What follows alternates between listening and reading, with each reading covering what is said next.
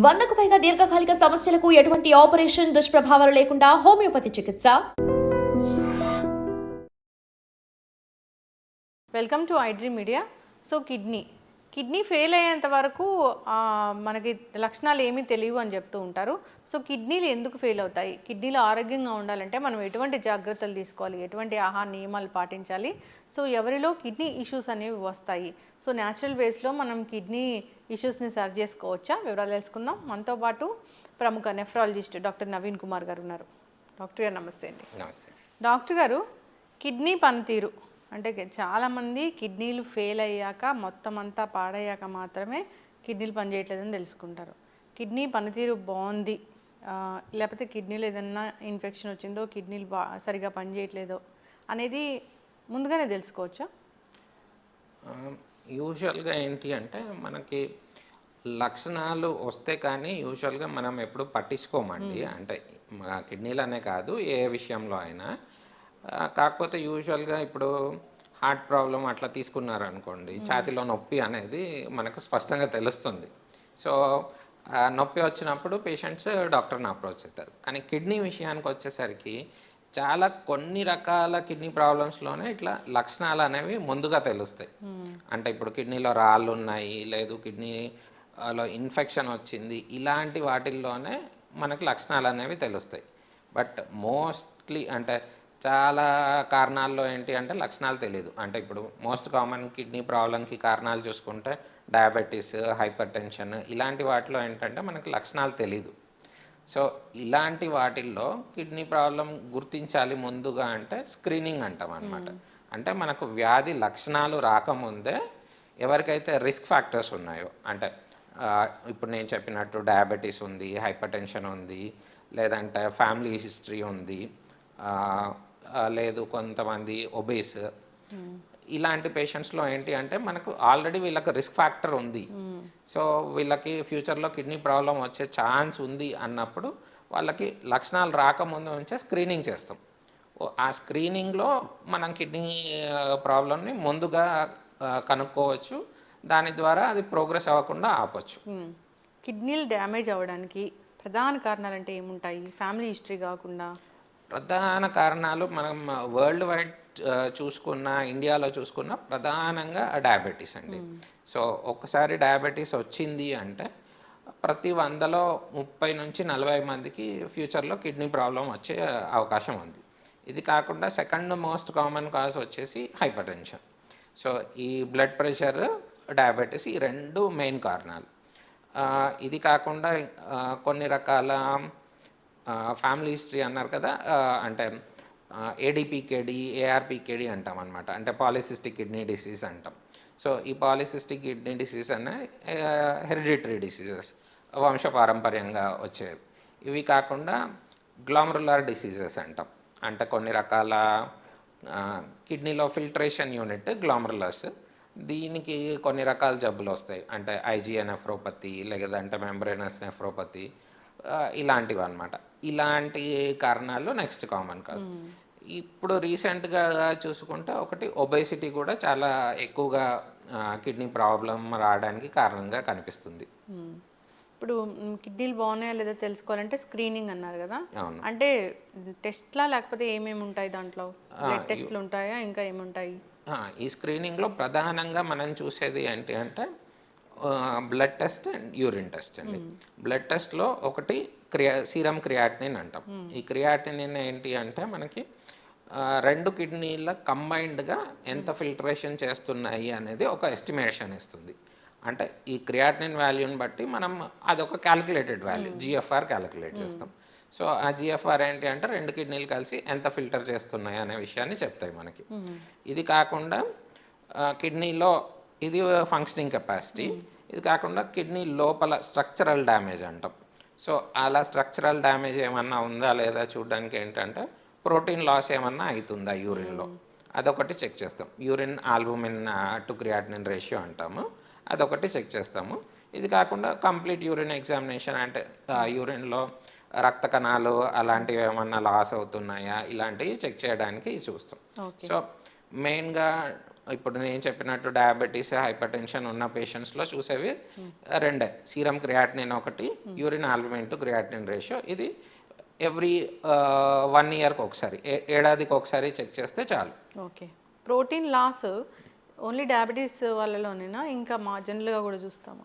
లేదండి, ఈ protein loss అనేది యూజువల్గా ఇప్పుడు నేను చెప్పినట్టు గ్లామరులస్ అనేది కిడ్నీలో ఒక చిన్న, అంటే కిడ్నీలో చిన్న చిన్న ఫంక్షనల్ యూనిట్స్ అంటాం అనమాట, నెఫ్రాన్స్ అంటాం.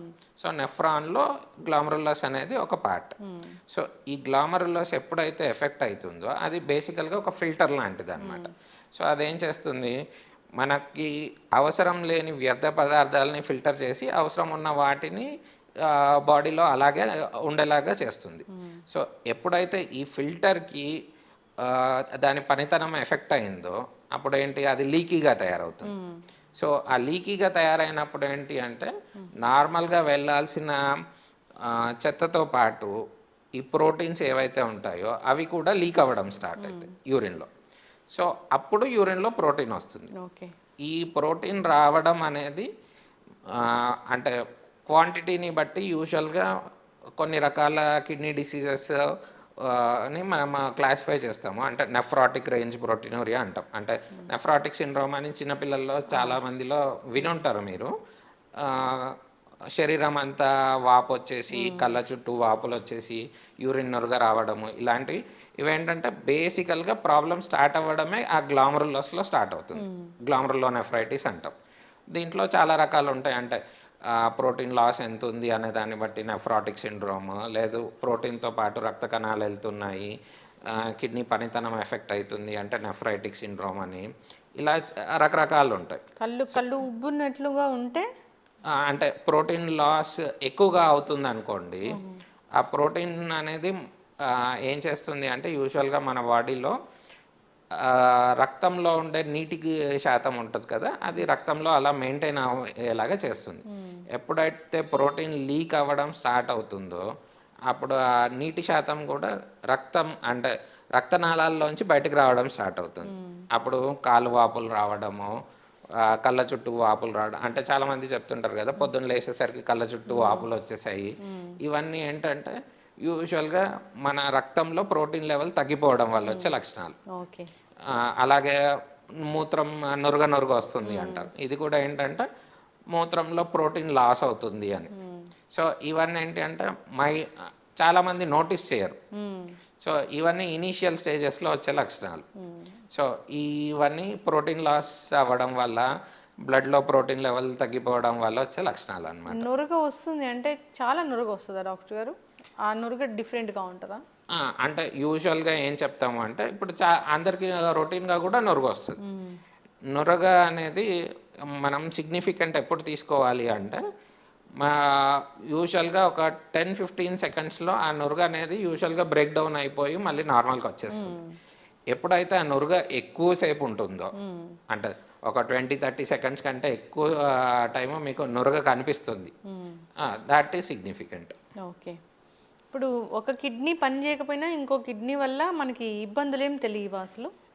అంటే ఇప్పుడు మీరు కిడ్నీ ట్రాన్స్ప్లాంటేషన్ గురించి వినుంటారు కదా. యూజువల్గా ఏంటి అంటే కిడ్నీ ట్రాన్స్ప్లాంటేషన్లో డోనర్ ఎవరైతే దాత ఉన్నారో వాళ్ళు ఒక కిడ్నీ పేషెంట్స్కి డొనేట్ చేస్తారు. సో అలా డొనేట్ చేయడం వల్ల వాళ్ళకి ఫ్యూచర్లో యూజువల్గా ఏంటి అంటే మిగతా ఆరోగ్య సమస్యలు ఏం లేదు అంటే, వాళ్ళకి ఏం వేరే రిస్క్ ఫ్యాక్టర్స్ లేదు అన్నప్పుడు ఆ ఒక్క కిడ్నీతో కూడా లైఫ్ లాంగ్ ఏం ఇబ్బంది లేకుండా గడిపేయచ్చు. కానీ ఒక పేషెంట్కి ఏదన్నా ఆరోగ్య సమస్య వల్ల కిడ్నీ ప్రాబ్లం వచ్చి ఒక కిడ్నీ పాడైంది అనుకోండి, అప్పుడు ఇంకో కిడ్నీకి ఆ ప్రాబ్లం వచ్చే రిస్క్ ఎంత ఉంది అంటే, ఇప్పుడు ఫర్ సపోజ్ యూజువల్గా డయాబెటీస్ హైపర్ టెన్షన్ అంటే 2 కిడ్నీలు ప్యారలల్గా ఒకేసారి ఎఫెక్ట్ అవుతాయి. అలా కాకుండా యూరిన్ ఇన్ఫెక్షన్ వల్ల ఒక కిడ్నీ డ్యామేజ్ అయింది అనుకోండి, ఇంకో కిడ్నీకి ఫ్యూచర్లో ఇన్ఫెక్షన్ వచ్చే రిస్క్ ఉందా? ఒకవేళ ఆ రిస్క్ ఫ్యాక్టర్ని మనం అడ్రస్ చేయగలిగితే ఆ ఒక్క కిడ్నీతో కూడా వాళ్ళు లైఫ్ లాంగ్ ఏమి ఇబ్బంది లేకుండా బతికేయచ్చు. యూరిన్ ఇన్ఫెక్షన్ వస్తే కిడ్నీ డ్యామేజ్ అవుతుందా? యూరిన్ ఇన్ఫెక్షన్ అనేది యూజువల్గా జనరలైజ్డ్ టర్మ్ అండి. యూరిన్ ఇన్ఫెక్షన్ మెడికల్గా మాట్లాడుకుంటే డిఫరెంట్ లెవెల్స్లో మాట్లాడుకుంటాం అనమాట. అంటే ఇప్పుడు యూరినరీ బ్లాడర్ అంటాం, మూత్రం సంచి, అక్కడి వరకే ఇన్ఫెక్షన్ ఉంది, కిడ్నీకి ఇన్ఫెక్షన్ రాలేదు, అంటే పై వరకు కిడ్నీకి ఇన్ఫెక్షన్ రాలేదు అనుకోండి, దాన్ని సిస్టైటిస్ అంటాం. ఆ సిస్టైటిస్ అనేది చాలా కామన్ అండ్ దానివల్ల యూజువల్గా కిడ్నీ ఫంక్షన్ ఎఫెక్ట్ అవ్వదు. కానీ ఎప్పుడైతే ఇన్ఫెక్షన్ అనేది పై వరకు కిడ్నీ వరకు పాకుతుందో దాన్ని పైలోనెఫ్రైటిస్ అంటాం. సో ఎప్పుడైతే కిడ్నీ ఇన్ఫెక్ట్ అయిందో అప్పుడు కిడ్నీ పనితనం అనేది తగ్గే అవకాశం ఉంది. But at the same time దాన్ని మనం కరెక్ట్ టైంలో డయాగ్నోస్ చేసి ట్రీట్ చేయగలిగితే ఆ డ్యామేజ్ని ప్రివెంట్ చేయగలుగుతాం.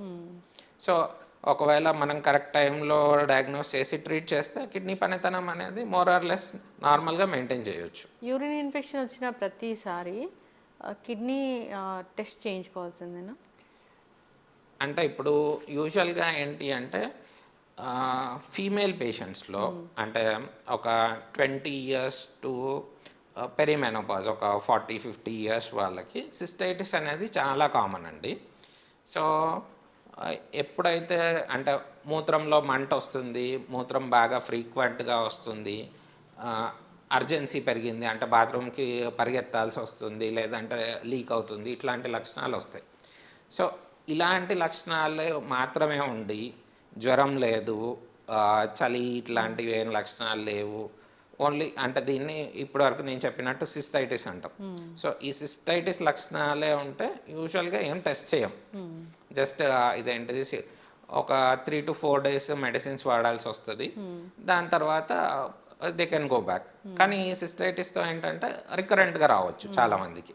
సో వచ్చినప్పుడల్లా కొన్ని రోజులు మందులు వాడాల్సి వస్తుంది, బట్ కాలక్రమేణా అంటే ఒక సర్టెన్ ఏజ్ దాటిన తర్వాత ఆ ఫ్రీక్వెన్సీ అనేది తగ్గిపోతుంది.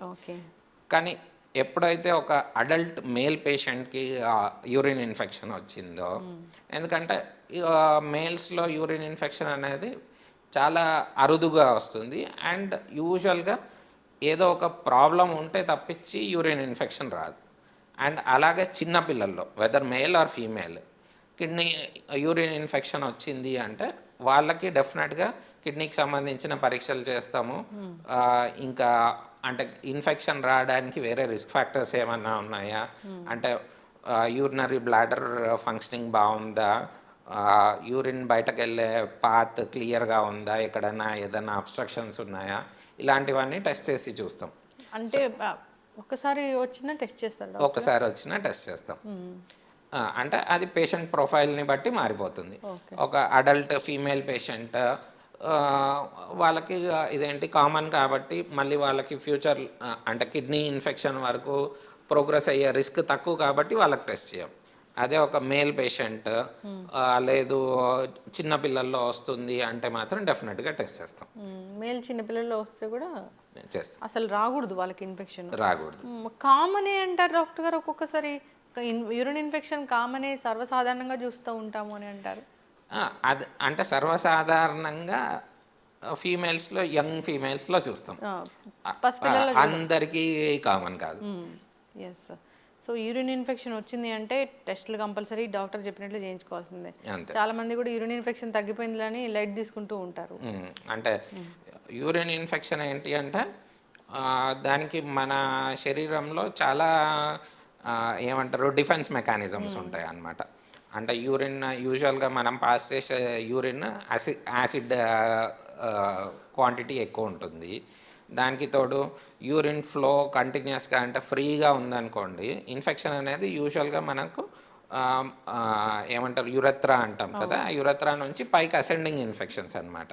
సో ఆ అసెండింగ్ ఇన్ఫెక్షన్ రాకుండా ఉండడానికి మూత్రం యాసిడిటీ ఒకటి, దానికి తోడు దాంట్లో ఉండే కొన్ని రకాల ప్రోటీన్స్ ఇవన్నీ ప్రివెంట్ చేస్తాయి. ఇవన్నీ డిఫెన్స్ మెకానిజమ్స్ దాటుకొని మనకు ఒక ఇన్ఫెక్షన్ వచ్చింది అంటే there is something wrong. Okay, yes. చాలామంది అంటే మనం ఒక 50% ఆఫ్ ద పీపుల్లో విమెన్లో 3 monthsకి ఒకసారి 4 monthsకి ఒకసారి కూడా చెప్తూ ఉంటారు. ఓకే, అదే చెప్తున్నాను. అంటే యంగ్ ఫీమేల్స్లో ఎస్పెషల్గా ఇంకా ఏమంటారు రిప్రొడక్టివ్ ఏజ్ గ్రూప్లో ఉన్న వాళ్ళకి ఈవెన్ ఇదేంటి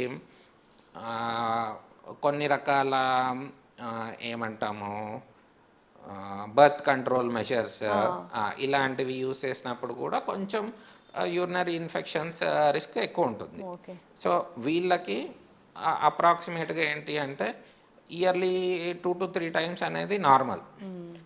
అది కాలక్రమేణా అంటే ఒక సర్టన్ ఏజ్ దాటిన తర్వాత ఫ్రీక్వెన్సీ అనేది తగ్గిపోతుంది.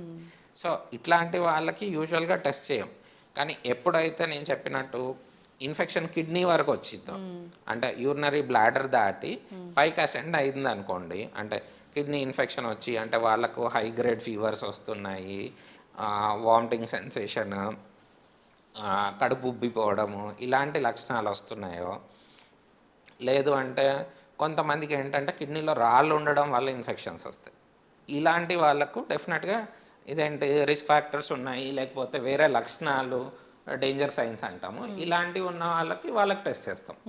కిడ్నీలో రాళ్ళు అంటే కిడ్నీలో ఒక రాయి అసలు ఎట్లా వస్తుంది డాక్టర్ గారు? ఇప్పుడు మనం కిడ్నీ పనితనం చూసుకుంటే కిడ్నీ బేసికల్గా ఏం చేస్తుంది అంటే మన శరీరంలో ఉన్న వ్యర్థ పదార్థాలన్నింటినీ కాన్సన్ట్రేట్ చేసి యూరిన్ ద్వారా బయట పంపించేస్తుంది.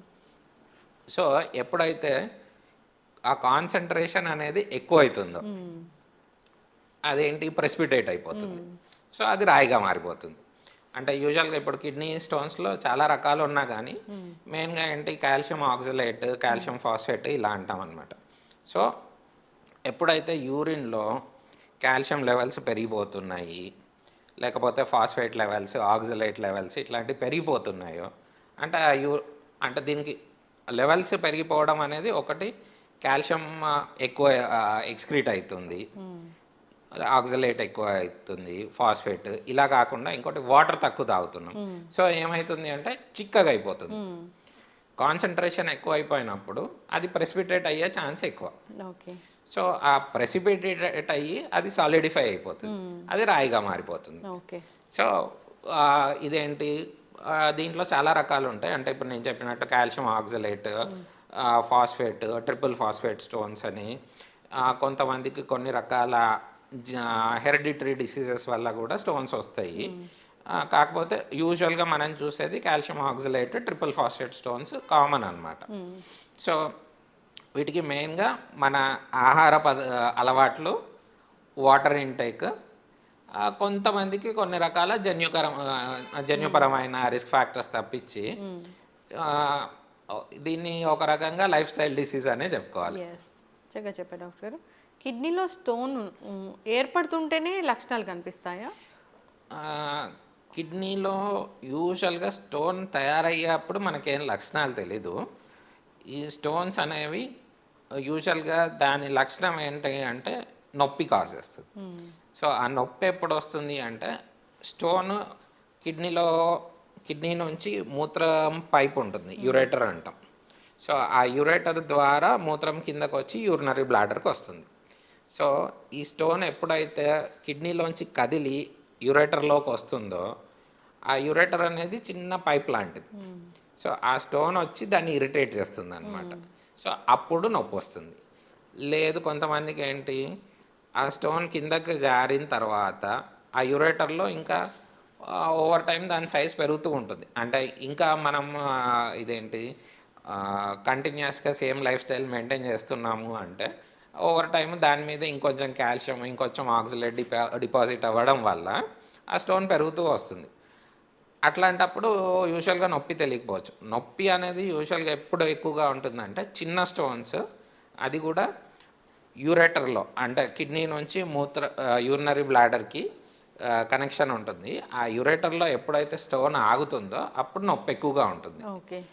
కొంతమందికి ఏంటంటే ఆ స్టోన్ వచ్చేసి యూరినరీ బ్లాడర్కి వచ్చేసి అక్కడ బయటకి వెళ్ళే దారిలో అడ్డం పడుతుంది. అప్పుడు మూత్రం ఆగిపోవడం, అంటే మనకి పొట్ట ఉబ్బిపోతుంది కానీ మూత్రం పాస్ చేయడానికి ఇబ్బంది వస్తుంది. సో ఇలాంటి లక్షణాలు వస్తాయి. సో ఇవన్నీ ఏంటంటే స్టోన్ పొజిషన్ని బట్టి లక్షణాలు మారిపోతూ ఉంటాయి. అంటే ఇప్పుడు స్టోన్ యూజువల్గా తయారవ్వడం కిడ్నీలో స్టార్ట్ అవుతుంది. కానీ యూరిన్ ఫ్లోని బట్టి, అంటే యూరిన్ పైనుంచి కిందకు వస్తూ ఉంటుంది కదా, దాని ఫ్లోని బట్టి ఈ స్టోన్ కూడా కదులుతుంది. అంటే ఎక్కడ తయారవుతుంది కిడ్నీ, అప్పర్ పార్ట్లో తయారైంది లేదు మిడ్ పార్ట్లో తయారైంది అంటే అది డిస్లొకేట్ అవ్వడానికి ఆ, అవకాశాలు ఎక్కువ. ఎందుకు? గ్రావిటీ కూడా సపోర్ట్ చేస్తుంది. యూరిన్ ఫ్లోతో పాటు అది కూడా కదిలి వచ్చేస్తుంది. కానీ కిడ్నీ కింద పార్ట్లో తయారైన స్టోన్స్ యూజువల్గా ఏంటంటే యాంటీ గ్రావిటీ పైనుంచి కొంచెం కిందకు వచ్చి ఇలా యూ షేప్లో వచ్చి దాని తర్వాత మూత్రం పైపులోకి రావాలి. సో అవి యూజువల్గా కదలవు. యూరిన్ పాస్ చేస్తే స్టోన్స్ వెళ్ళిపోతాయి డాక్టర్ గారు? యూరిన్ ఫాస్ట్గా పాస్ చేయడం అంటే యూజువల్గా మనం వాటర్ ఎక్కువ తాగినప్పుడు ఏమవుతుంది అంటే, ఒకటి మీరు చెప్పినట్టు స్టోన్స్ కదలవచ్చు, అంటే యూరిన్ క్వాంటిటీ పెరుగుతుంది కాబట్టి. కానీ మెయిన్ ఇంపార్టెంట్ ఏంటంటే ఇవన్నీ డైల్యూట్ అయిపోతాయి. ఇప్పుడు నేను చెప్పినట్టు కాల్షియం కానీ ఆక్సలేట్ కానీ ఇలాంటివన్నీ వాటర్ ఎక్కువ తాగినప్పుడు యూరిన్ క్వాంటిటీ పెరిగినప్పుడు ఏంటి అంటే ఇవి డైల్యూట్ అయిపోతాయి. సో ఇవి గడ్డగట్టే ఛాన్సెస్ అనేది తగ్గిపోతాయి. అండ్ ఆల్రెడీ ఎవరైనా చిన్న చిన్న గడ్డ కట్టినా కానీ అవి కరగడానికి అవకాశం ఎక్కువ. వాటర్ ఎక్కువగా తాగడం అంటే ఎంత తాగాలి? యూజువల్గా మనము వాటర్ క్వాంటిటీ కంటే యూరిన్ ఎంత రావాలనేది చూస్తాం. ఎందుకంటే ఇప్పుడు సమ్మర్లో తీసుకోండి, నేను 2 లీటర్స్ తాగితే యూరిన్ 500 ml రావచ్చు. సో యూజువల్గా ఏంటి అంటే ఒక 2 నుంచి 2.5 లీటర్స్ యూరిన్ రావాలి కిడ్నీ స్టోన్స్ రిస్క్ ఉన్న వాళ్ళకి. సో 2 to 2.5 లీటర్స్ యూరిన్ వస్తే ఏంటి అంటే మనకు రోజువారీ తయారయ్యే వ్యర్థ పదార్థాలన్నీ ఈ రిస్క్ లేకుండా 2.5 లీటర్స్ యూరిన్లో వెళ్ళిపోతాయి. అదే ఇప్పుడు నేను 2.5 లీటర్స్ యూరిన్ రావాలంటే ఫర్ సపోజ్ రైనీ సీజన్ అనుకోండి 3 లీటర్స్ వాటర్ తాగినా సరిపోతుంది. అదే సమ్మర్ వచ్చేసరికి 4 లీటర్స్ తాగాల్సి వస్తుందేమో. సో వాటర్ ఎంత తాగాలనేది మన యూరిన్ క్వాంటిటీని బట్టి అడ్జస్ట్ చేసుకోవాలి. మళ్ళీ ఇంకా అంటే క్రూడ్గా చెప్పుకోవాలంటే కిడ్నీ స్టోన్స్ ఉన్నవాళ్ళు ఎప్పుడు కానీ యూరిన్ ఎల్లోగా రాకుండా చూసుకోవాలి. ఎప్పుడు వైట్గా వస్తుంది అంటే అది డైల్యూట్ యూరిన్. సో వాళ్ళు అట్లా డైల్యూట్ యూరిన్ వచ్చినన్ని రోజులు కిడ్నీ స్టోన్స్ ఫామ్ అయ్యే రిస్క్ అనేది తక్కువ ఉంటుంది. ఓకే, ఎల్లో కలర్లో రాకూడదు. ఎల్లో కలర్ వస్తుంది అంటే ఆ యూరిన్ కాన్సన్ట్రేట్ అవుతుంది అని, అంటే మనము వాటర్ అడిక్వేట్గా తీసుకోవట్లేదు అని. మళ్ళీ చాలా మంది వాటర్ మార్నింగ్ అంతా తీసుకోలేదని ఈవినింగ్ తీసుకుంటూ ఉంటారు ఎక్కువగా. సో అందుకే చెప్పాను ఇప్పుడు కిడ్నీలు హ్యాండిల్ ఎలా చేస్తాయి అంటే, ఇప్పుడు నేను ఫర్ సపోజ్ ఒక 1 day ఉపవాసం ఉన్నాను, వాటర్ కూడా తీసుకోలేదు. యాజ్ లాంగ్ యాజ్ కిడ్నీలు కరెక్ట్గా పనిచేస్తుంటే మనకు ఆల్రెడీ అవైలబుల్ ఉన్న వాటర్ని కన్సర్వ్ చేసుకుంటాయి. సో ఒకవేళ ఇదేంటి వాటర్ అవైలబుల్ లేని పొజిషన్ ఉందనుకోండి, కిడ్నీలో మ్యాక్సిమం కన్సర్వ్ చేసి యూరిన్ని కాన్సన్ట్రేట్ చేస్తాయి. అప్పుడు ఎల్లో కలర్ యూరిన్ వస్తుంది. అదే వాటర్ బాగా అవైలబుల్ ఉన్నాయి, రోజు తాగుతున్నాను, సో ఎక్స్ట్రా ఉన్న వాటర్ అంతా యూరిన్లో వెళ్ళిపోతుంది. సో ఇప్పుడు మీరు చెప్పినట్టు మార్నింగ్ అంతా తీసుకోలేదు అనుకోండి, మార్నింగ్ అంతా మీకు కాన్సన్ట్రేటెడ్ యూరిన్ వస్తుంది. ఆ కాన్సన్ట్రేటెడ్ యూరిన్ వచ్చినప్పుడు మళ్ళీ ప్రెసిపిటేట్ అయ్యే ఛాన్స్ ఉంటుంది. సో కిడ్నీ స్టోన్స్ వస్తాయి. సో ఎప్పుడు కానీ డైల్యూట్ యూరిన్ పాస్ అయ్యేలాగా చూసుకోవాలి. మళ్ళీ ఇంకోటి ఏంటంటే ఉప్పు తగ్గించాలి. ఉప్పు కూడా ఏంటి అంటే ఈ యూరిన్ కాన్సన్ట్రేట్ అవ్వడానికి కాంట్రిబ్యూట్ చేస్తుంది. సో ఎప్పుడైతే ఉప్పు తగ్గిస్తామో ఈ యూరిన్ కాన్సన్ట్రేషన్ అనేది తగ్గుతుంది. అంటే బీపీ కూడా కంట్రోల్లో ఉంచుకోవాలి కిడ్నీలు బాగుండాలంటే అంటారు. అవును. ఎందుకు డాక్టర్ గారు? ఇప్పుడు మన బీపీ చూసుకుంటే, బీపీ ఏంటి అంటే మన రక్తనాళాల్లో రక్తం యొక్క ప్రెషర్ మెజర్ చేస్తుంది. సో ఈ రక్తనాళాలు అన్నీ ఏంటి అంటే ప్రతి రక్తనాళం ఒక బ్రేకింగ్ పాయింట్ అనుకుందాం. ఫర్ సపోజ్ ఇప్పుడు ఒక వాటర్ పైప్ ఉంది, దాంట్లో సర్టెన్ ప్రెషర్ దాటిన తర్వాత ఆ పైపు పగిలిపోయే ఛాన్స్ ఎలా అయితే పెరుగుతుందో, ఒక సర్టెన్ ప్రెషర్ తర్వాత మన రక్తనాళాల్లో కూడా కొన్ని చేంజెస్ రావడానికి అవకాశం ఉంటుంది. సో ఎప్పుడైతే బ్లడ్ ప్రెషర్ అనేది పెరుగుతుందో అప్పుడు కిడ్నీలో ఇప్పుడు ఈ ఫిల్టరేషన్ యూనిట్స్ గురించి మాట్లాడుకున్నాం కదా మనం, గ్లామరులస్ ఇట్లా. సో ఇలాంటి వాటిల్లో ఏంటి అంటే కొన్ని రకాల చేంజెస్ స్టార్ట్ అయిపోతాయి.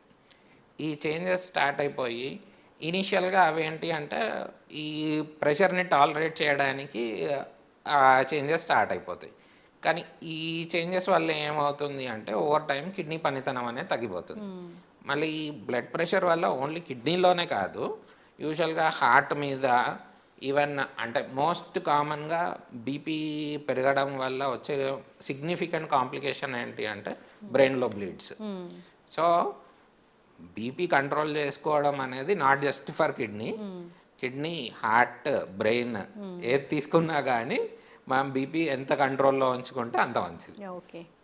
అయితే ఉప్పు తీసుకోకూడదు అని అన్నారు కదా, ఉప్పు తీసుకుంటే బీపీ పెరుగుతుంది ఇట్లా చెప్తూ ఉంటారు. ఓకే. ఉప్పు అనేది ఒక మనిషికి ఎంత అవసరం డాక్టర్ గారు? ఉప్పు ఇప్పుడు మనం యూజువల్ రికమెండేషన్స్ పరంగా చూసుకుంటే డైలీ ఒక 3 grams of 3 grams of sodium అంటే 5 grams ఆఫ్ నార్మల్ సాల్ట్ అంటే ఒక టేబుల్ స్పూన్. వైట్ ఉప్పు తీసుకోవచ్చు? ఏది వైట్ సాల్ట్ తీసుకోవచ్చా? వైట్ సాల్ట్ తీసుకోవచ్చు. అంటే ఇప్పుడు రకరకాల పింక్ సాల్ట్ లేదంటే లో సోడియం సాల్ట్ ఇలాంటివి అవైలబుల్ ఉన్నాయి. సో లో సోడియం సాల్ట్ అనేది కొంచెం డిఫరెంట్, బట్ యూజువల్గా జనరల్గా మనం తీసుకునే రాక్ సాల్ట్ కానీ నార్మల్ అయోడైజ్డ్ సాల్ట్ కానీ తీసుకుంటే అది సోడియం క్లోరైడ్, దానికి కొంచెం అయోడిన్ యాడ్ చేయడం ఇలాంటివి ఉంటాయి. సో అది తీసుకుంటే మనము డైలీ ఒక 5 grams. అంటే నన్ను చాలామంది పేషెంట్స్ ఏమడుగుతారంటే, సార్ 5 grams ఎలా తెలుస్తుంది మాకు? ఒక టేబుల్ స్పూన్ లేదు అనుకోండి, ఫర్ సపోజ్ ఒక ఇంట్లో 4 ఉన్నారు, సో డైలీ ఒక 20 grams రికమెండెడ్. సో 20 grams అంటే ఒక ఉప్పు ప్యాకెట్ తీసుకుంటే 1 kg ఉప్పు ప్యాకెట్, సో 20 grams 1000/20 చేయండి. సో మీకు అప్రాక్సిమేట్గా 50 days రావాలి. సో 2 monthsలో ఒక ప్యాకెట్ అవ్వాలి మీకు. సో అంటే ఇలా చెప్పడం వల్ల ఏంటిదంటే పేషెంట్స్కి కొంచెం రియలిస్టిక్గా ఎంత తీసుకోవాలనేది తెలుస్తుంది. 5 grams అని చెప్తే వాళ్ళకి ఎలా క్యాలిక్యులేట్ చేయాలో తెలియదు. సో ఒక టేబుల్ స్పూన్, కొంతమంది కాదు యాక్చువల్గా చాలామంది రఫ్గా చేత్తో వేసేస్తాం మేము, మాకు తెలియదు అంటారు. సో అలాంటి వాళ్ళకి ఏంటంటే మీకు ఒక మంత్కి ఎన్ని ఉప్పు ప్యాకెట్లు అవుతాయి, సో దాన్ని బట్టి తెలిసిపోతుంది మనకి. ఇప్పుడు ఒక 4 ఉన్న దగ్గర ఒక 1 monthలో 2-3 అయిపోతున్నాయి అనుకోండి, డెఫినెట్గా అంటే మన స్టాటిస్టిక్స్ చూసుకున్నా కానీ మన తెలుగు రాష్ట్రాల్లో చూసుకుంటే అప్రాక్సిమేట్గా 3 ఎక్కువ తింటాం మనం రికమెండెడ్ దానికంటే. సో లో సోడియం తీసుకుంటే మంచిదేనా? లో సోడియం సాల్ట్లో ఏంటి అంటే ఇప్పుడు నేను చెప్పింది సోడియం క్లోరైడ్ అన్నాను కదా, సోడియం 3 grams మనకు రికమెండెడ్. సో దీంట్లో ఏం చేస్తారంటే సోడియం క్లోరైడ్ బదులు పొటాషియం క్లోరైడ్ కూడా ఉంటుంది. అంటే కొంత పార్ట్ సోడియం క్లోరైడ్, కొంత పార్ట్ పొటాషియం క్లోరైడ్ ఉంటుంది. ఈ పొటాషియం వల్ల కొన్ని రకాల బెనిఫిట్స్ ఏంటి అంటే బ్లడ్ ప్రెషర్ అనేది అంత పెరగదు. ఓకే. సో ఎవరికైతే కిడ్నీ ప్రాబ్లమ్స్ లేదో, ఆల్రెడీ ప్రాబ్లం లేని పేషెంట్స్, లేదు నార్మల్ వేరే ఏ ఇబ్బందులు లేని వాళ్ళు కూడా ఈ లో సోడియం సాల్ట్ వాడచ్చు. కాకపోతే ఆల్రెడీ కిడ్నీ ప్రాబ్లం ఉంది ఎవరికైనా అన్నప్పుడు ఏంటి అంటే కిడ్నీ ప్రాబ్లంలో ఒక కాంప్లికేషన్ ఏంటి అంటే ఈ పొటాషియం లెవెల్స్ అనేవి పెరిగిపోతాయి. కిడ్నీ యూజువల్గా ఏం చేస్తుంది అంటే మనకు ఎక్స్ట్రా ఉన్న పొటాషియంని యూరిన్లో బయటకు పంపించేస్తుంది. ఎప్పుడైతే కిడ్నీ ప్రాబ్లం ఉందో ఈ పొటాషియం లెవెల్స్ అనేది ఆల్రెడీ మనకు రిస్క్ అనమాట, పెరుగుతుంది. సో ఇలాంటి వాళ్ళు ఆ లో సోడియం సాల్ట్ వాడకూడదు. ఎందుకంటే మనం ఆల్రెడీగా ఇదేంటి పొటాషియం రిటైన్ చేస్తున్నాము, ఇంకా ఎక్స్ట్రా తీసుకుంటే ఆ పొటాషియం వల్ల వేరే రకాలైన అంటే కొన్ని ఎమర్జెన్సీ సిచ్యుయేషన్స్లో కూడా ల్యాండ్ అవ్వచ్చు. అంటే దాని ఎఫెక్ట్ హార్ట్ మీద పడిపోవచ్చు, హార్ట్ రేట్ లో అయిపోవచ్చు. నార్మల్ సాల్ట్ వాడుకుంటే మంచిదే. అలాంటి వాళ్ళకి మేము లో సాల్ట్ అంటే ఆల్రెడీ ప్రాబ్లం ఉన్న వాళ్ళకి లో సోడియం సాల్ట్ అడ్వైస్ చేయం. కానీ ఎవరికైతే ప్రాబ్లం లేదు, జస్ట్ రిస్క్ ఫ్యాక్టర్స్ ఉన్నాయి, లేదు రిస్క్ ఫ్యాక్టర్స్ కూడా ఏం లేదు, నార్మల్ పర్సన్స్ కూడా లో సోడియం సాల్ట్ వాడతా అంటే that is well and good. It is actually beneficial also. లో సోడియం సాల్ట్ అది చూసి తెచ్చుకోవాలి అట్లా. అంటే ఇప్పుడు కొన్ని రకాల బ్రాండ్స్ కూడా ఇప్పుడు సాల్ట్ లైట్ అని వస్తున్నాయి. అంటే టాటా వాళ్ళవి కానీ అన్నపూర్ణ ఇట్లాంటి బ్రాండ్స్ చూసుకుంటే లైట్ సాల్ట్ అని వస్తుంది. సో ఇవన్నీ ఏంటి అంటే లో సోడియం. డాక్టర్ గారు, ఉప్పు అంటే అసలు చిన్నపిల్లలకైతే 1 year వరకు ఉప్పు ఇవ్వకూడదని చెప్తారు. అంటే 6 monthsకి మనం బ్రెస్ట్ ఫీడింగ్ ఇచ్చిన 6 months తర్వాత అన్నప్రాసన తర్వాత ఇస్తాము. కానీ ఉప్పు అసలు ఇవ్వకూడదు 1 year వరకు. తీపి కూడా ఇవ్వకూడదని చెప్తారు. తీపి అంటే యూజువల్గా మనం ఎలా చూస్తామంటే ఈ సోడియం రిక్వైర్మెంట్ కానీ క్యాలరీ రిక్వైర్మెంట్ కానీ బాడీ వెయిట్ని బట్టి అసెస్ చేస్తాం. సో ఇప్పుడు యూజువల్గా ఏంటి అంటే సోడియం రిక్వైర్మెంట్ మనం అప్రాక్సిమేట్గా 2 milli-equivalents per kg ఈ రేంజ్లో చూస్తాం. అంటే ఇప్పుడు ఒక చిన్నపిల్లాడు 3 kgs 4 kgs అంటే వాళ్ళ డైలీ రిక్వైర్మెంట్స్ అనేవి మనం ఇచ్చే లిక్విడ్స్లో దాంట్లో ఫుల్ఫిల్ అయిపోతుంది. మనం యాడ్ చేయాల్సిన అవసరం ఉండదు. ఇంకా షుగర్ రిక్వైర్మెంట్, షుగర్ యాడ్ చేయకూడదు అంటే బేసికల్గా ఏంటి అంటే సేమ్ దానికి కూడా అన్నప్రాసనం తర్వాత మనం ఇచ్చే ఫీడ్స్లో ఆ కార్బోహైడ్రేట్ క్వాంటిటీ సరిపోతుంది. సో ఆర్టిఫిషియల్గా మనం యాడ్ చేయడం వల్ల ఫ్యూచర్లో అంటే చైల్డ్హుడ్ ఒబేసిటీ ఇలాంటి రిస్క్ ఫ్యాక్టర్స్ పెరిగిపోతాయి. చక్కగా చెప్పారు డాక్టర్ గారు. ఇప్పుడు ఎప్పుడైనా ఒక ఎమర్జెన్సీ సిచ్యువేషన్ వచ్చింది, కిడ్నీ పాడైపోయింది మొత్తం అన్నప్పుడు, ఒక కిడ్నీ బాగానే ఉంది అన్నప్పుడు ఒక కిడ్నీతోనే పేషెంట్ నుంచి అలా నార్మల్ లైఫ్ లీడ్ చేయొచ్చు ఆయన? ఇప్పుడు కిడ్నీ యూజువల్గా ఒక్క కిడ్నీ పాడైపోయింది, ఇంకో కిడ్నీ పూర్తిగా ఏం ప్రాబ్లం లేకుండా ఉంది అనే సిచ్యువేషన్స్ చాలా అరుదండి. ఎందుకంటే పాడైతే 2 పాడైపోతాయి. అంటే కొన్ని రకాల ఇన్ఫెక్షన్స్లో ఒక్క సైడే ఇన్ఫెక్షన్ వచ్చింది అన్నప్పుడు అలాంటి సిచ్యువేషన్స్ ఉంటాయి. కాకపోతే అలాంటి సిచ్యువేషన్స్లో కూడా ఏంటి అంటే రెండవ కిడ్నీ పనితనం అనేది ఇదేంటిది 100% నార్మల్ కాకపోయినా టు సమ్ ఎక్స్టెంట్ ప్రిజర్వ్డ్ ఉండొచ్చు. అలాంటి వాళ్ళల్లో ఇదేంటి జిఎఫ్ఆర్ అంటాం, అంటే కిడ్నీ ఫిల్టరేషన్ కెపాసిటీ. సో ఆ జిఎఫ్ఆర్ లెవెల్స్ ఎంత ఉన్నాయి అనే దాన్ని బట్టి కొంతమందికి ఇదేంటిది మెడిసిన్స్తో మెయింటైన్ చేయొచ్చు. కాకపోతే యూజువల్గా ఏంటి అంటే ఒకసారి కిడ్నీ మీద కొంచెం ఎఫెక్ట్ పడింది, మళ్ళీ సింగిల్ కిడ్నీ ఉంది అనుకోండి, ఫ్యూచర్లో అంటే మన ఆహారపు అలవాట్లు లేదు మన లైఫ్ స్టైల్ని బట్టి దాని మీద ఒత్తిడి పడకుండా ఆపగలిగితే మనం ఎన్ని రోజులైనా మెయింటైన్ చేయొచ్చు. కానీ మన లైఫ్ స్టైల్ వల్ల కానీ లేకపోతే వేరే ఇంకేదైనా రిస్క్ ఫ్యాక్టర్ వల్ల కానీ ఒత్తిడి పడుతోంది, ఆల్రెడీ కొంత మేరకు డ్యామేజ్ ఉన్న కిడ్నీ మీద అంటే ఆ కిడ్నీ డిసీజ్ ప్రోగ్రెస్ అయ్యే ఛాన్స్ ఉంటుంది.